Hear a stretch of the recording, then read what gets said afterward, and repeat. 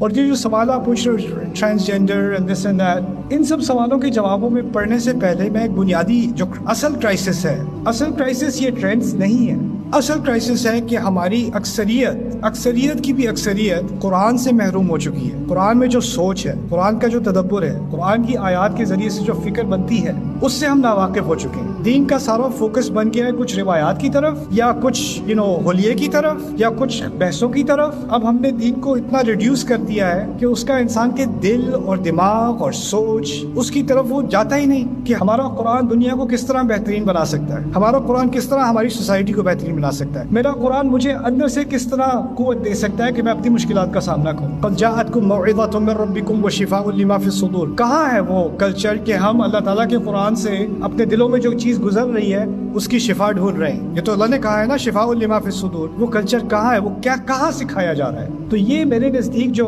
قرآن ہوتے ہوئے قرآن کا نہ ہونا، یہ اصل کرائسس ہے۔ اور اگر یہ کرائسس ایڈریس ہو جائے تو باقی جتنے کرائسس آ رہے ہیں نا، وہ مینیجبل ہیں، وہ ان کا کوئی اثر ہی نہیں ہونا۔